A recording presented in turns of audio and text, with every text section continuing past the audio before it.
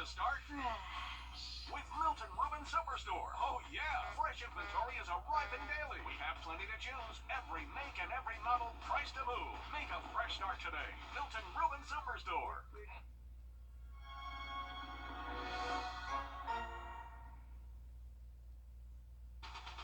From the station that's on your side, this is News 12 at 6 o'clock. All new at 6 o'clock, some new information in the Columbia County dog attack. What we're now learning about previous complaints about dogs in that neighborhood where 11-year-old Justin was attacked Friday. Plus, we're breaking down consequences students face from making school threats, with the numbers rising in both Richmond and Columbia County. But we begin with the weather. The National Weather Service releasing some new photos out of Blackville, where officials say winds there got up to 90 miles per hour in that last storm we had. That was about as strong as we saw in Burke County. Right now, we're looking at another first alert issued for tomorrow. It has some more storms getting ready to roll in. Chief Meteorologist Riley Hale now with a look at what we can expect tomorrow. Yeah, guys, the timing looks to be tomorrow afternoon through early tomorrow night. This is going to be our next strong cold front, bringing us the risk for scattered severe storms, including the risk for strong wind gusts, and potentially even a brief tornado can't be ruled out. So this is why we have issued the first alert.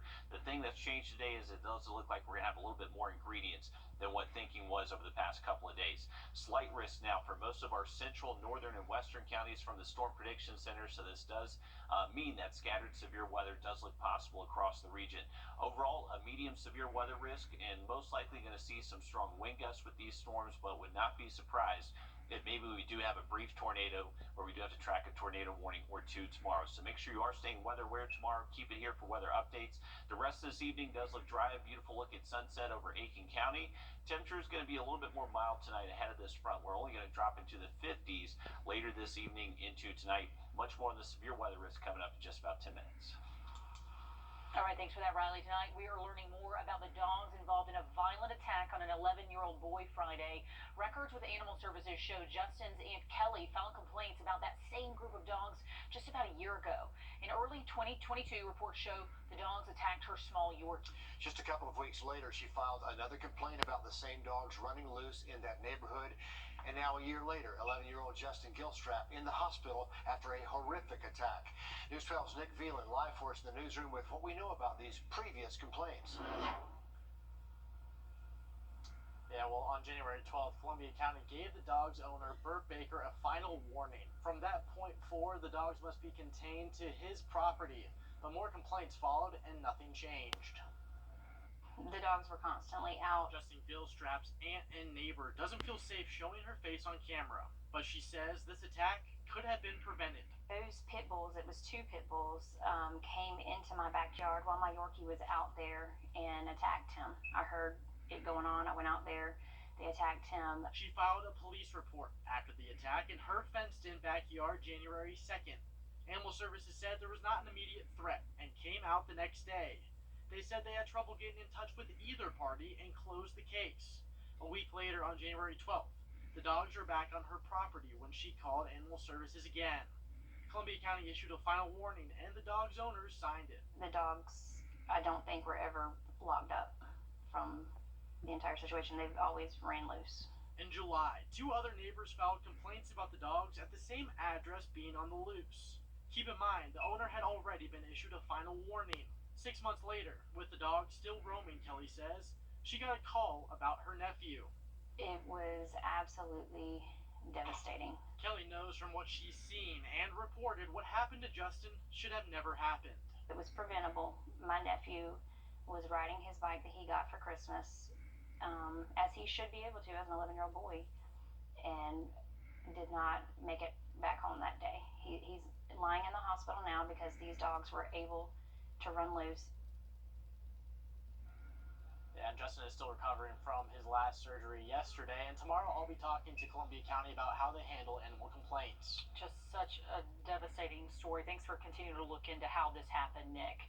Kids posting threats against their school can be disruptive, like the hoax threat that brought police to Westside in November. Even when authorities say a threat is unsubstantiated and no one is in danger, school leaders say there are still big consequences for students who post those threats online. News 12's Will Rio spoke with the chief of police for the Columbia County School District to learn more about the consequences students face from making these threats. Your family might be familiar with these parent letters in both Columbia and Richmond County.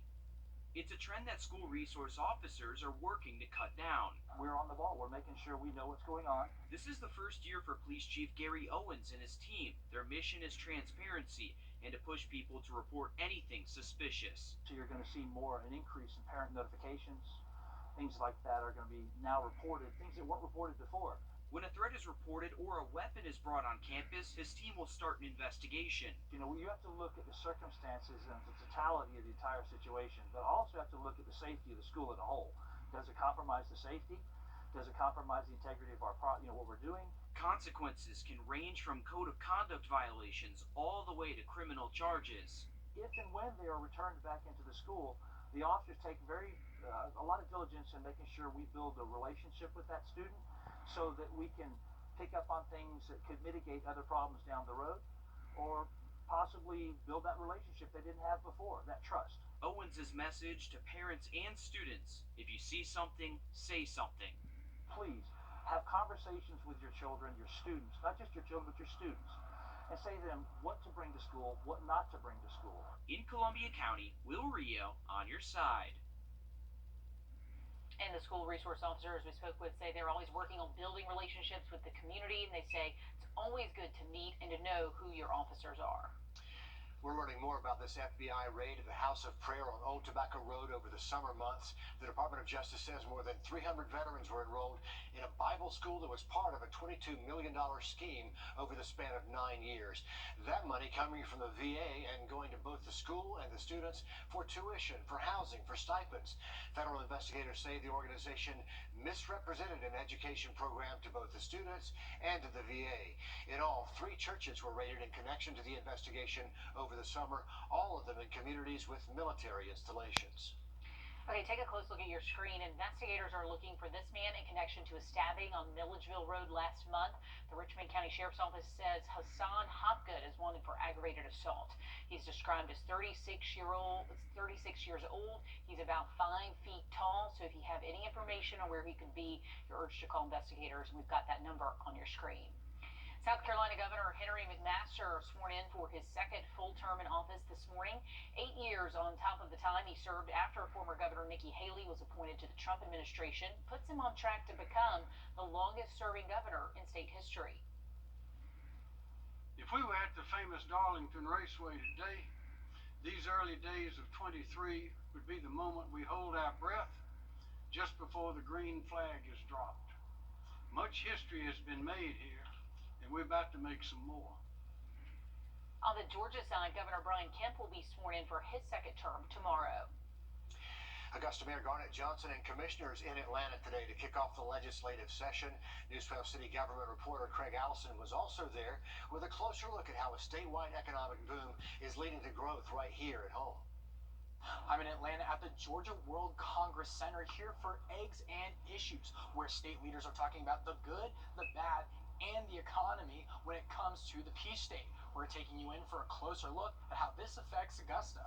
Hearing all the wonderful ideas that's been presented, so many that resonate with the city of Augusta, couldn't be more proud to be here today. Lots of excitement for economic growth and jobs brought into Georgia, even Augusta.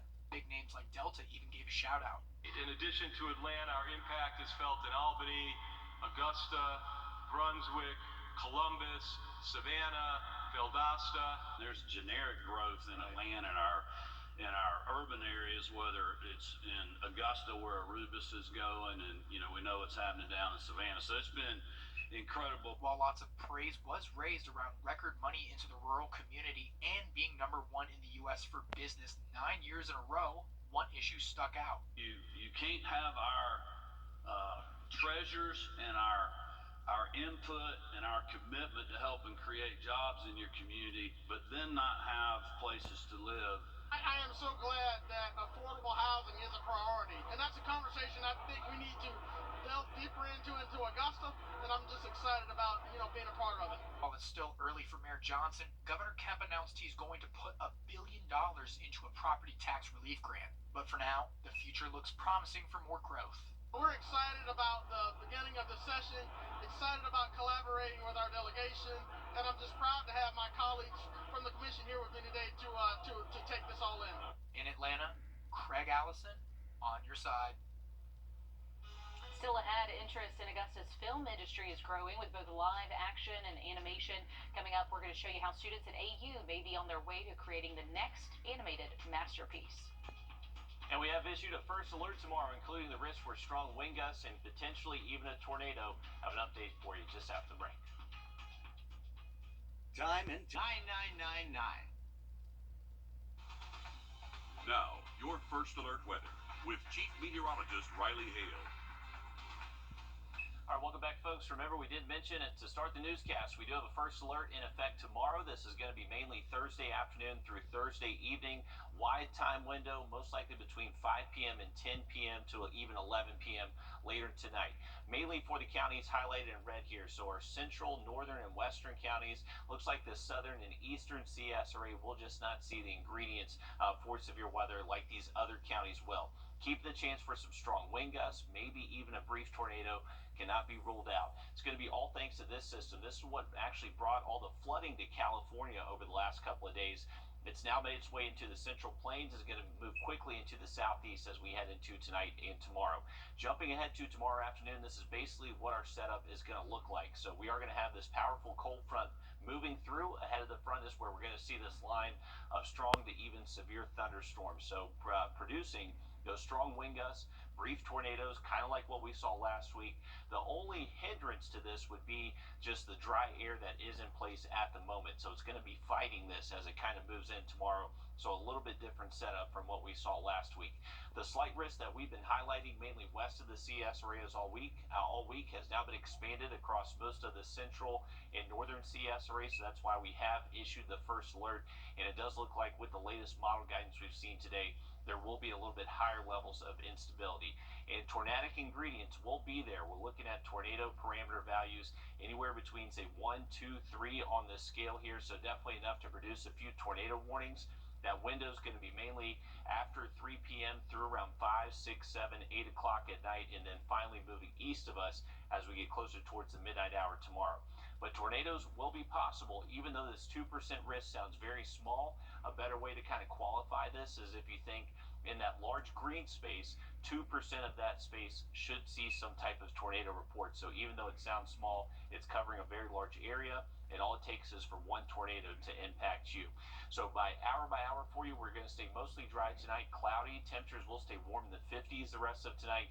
On Thursday, we're likely going to see very breezy southwest winds. We're going to see these sustained over 15 at times and could even see some gusts up to 30 miles an hour, and that's outside of storms.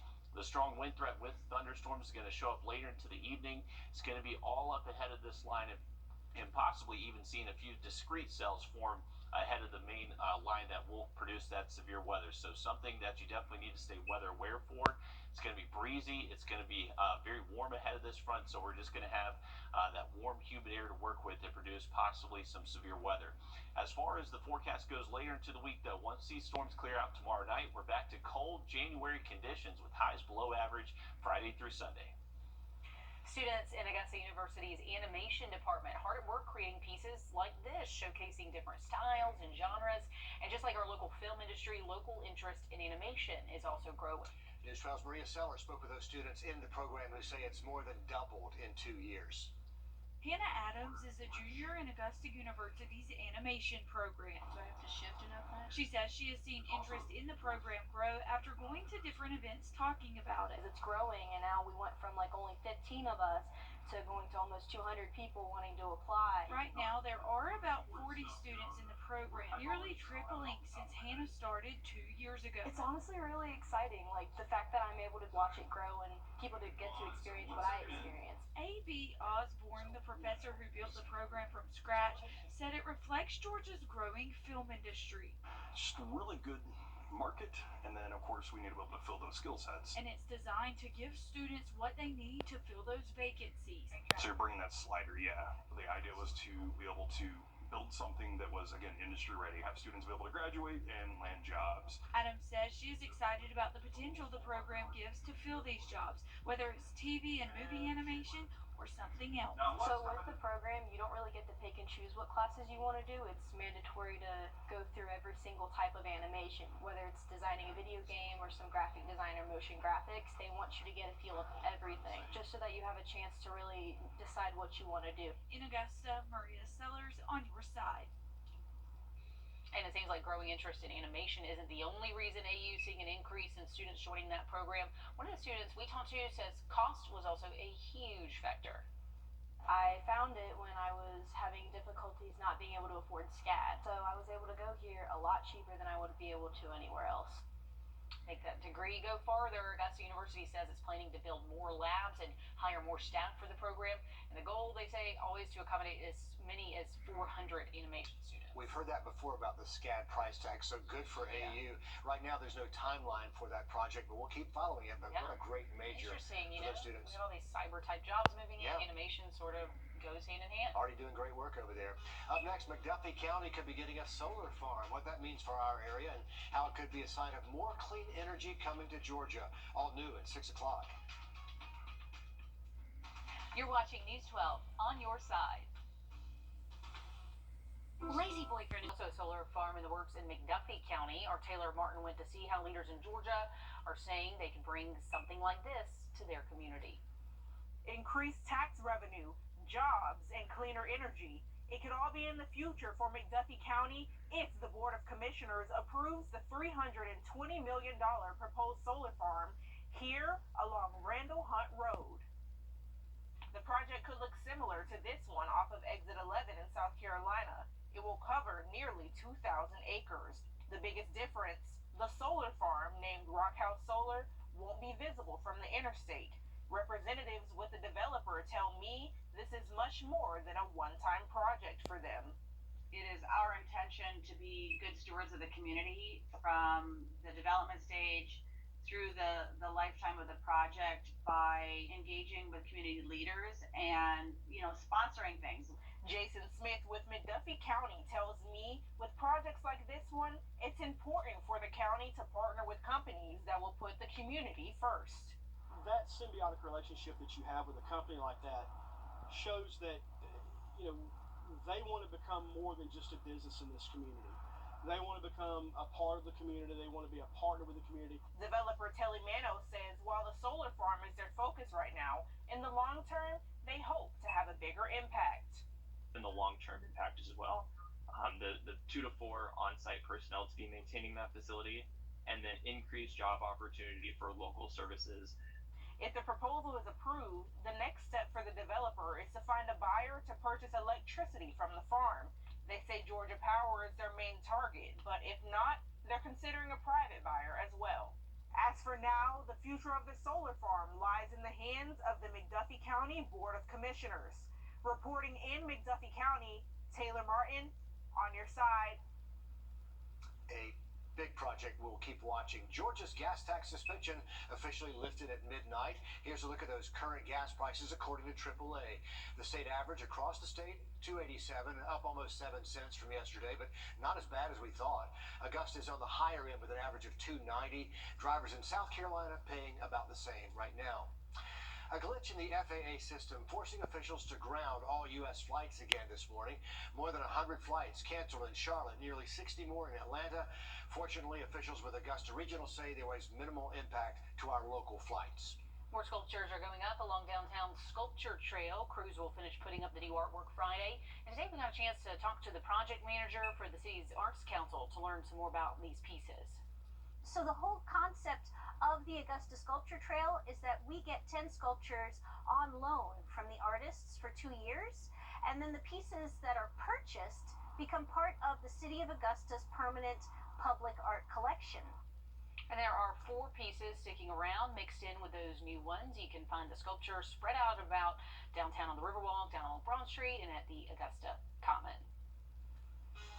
And remember, tomorrow we are tracking the chance for severe weather. Those storms will start to move in a little bit around sunset.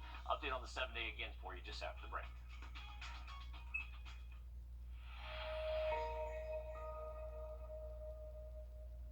It's freezing in this house. La Roche-Posay. Newest thing from Pizza Hut isn't pizza at all. It's cheesy, so crispy, loaded with toppings, and just $6.99. Enough for two, price for one.